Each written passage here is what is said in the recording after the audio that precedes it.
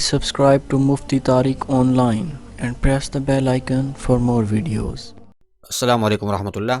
راشد حسین راجن پور سے یہ بھائی سوال کرتے ہیں کہ غسل کرنے کے بعد اگر ہاتھ شرمگاہ پر لگ جائے تو کیا وضو ٹوٹ جائے گا؟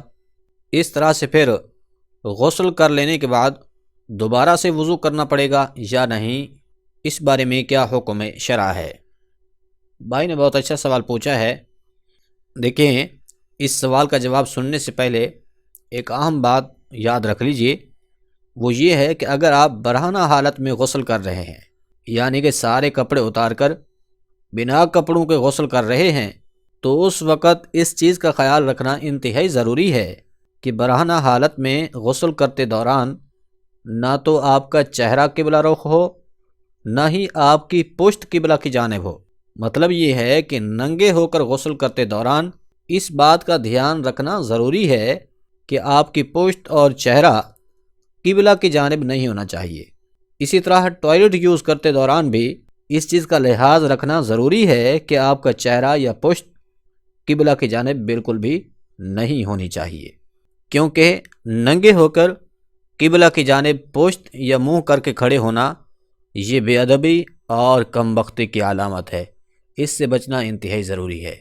اب آتے ہیں اس طرف کہ اگر غسل کر لینے کے بعد شرمگاہ پر ہاتھ لگ جائے تو کیا وضو ٹوٹ جائے گا؟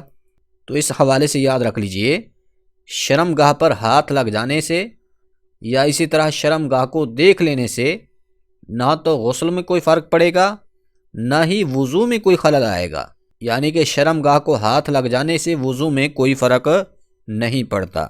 اب وضو کن چیزوں سے ٹوٹ جاتا ہے اور کن چیزوں سے نہیں، تو اس پر آلریڈی ایک تفصیلی کلپ موجود ہے جس کا لنک آپ کو ڈسکرپشن میں مل جائے گا، اس کو آپ واچ کیجئے، اس سے بہت زیادہ فائدہ حاصل ہوگا۔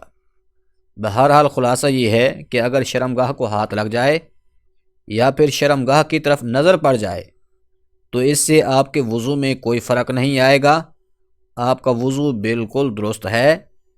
اسی وضو کے ساتھ آپ نماز بھی پڑھ سکتے ہیں اور دیگر عبادات کو بھی بجا لا سکتے ہیں۔ امید ہے بات سمجھ آ گئی ہوگی۔ اللہ کریم عمل کرنے کی توفیق بخشے، آمین۔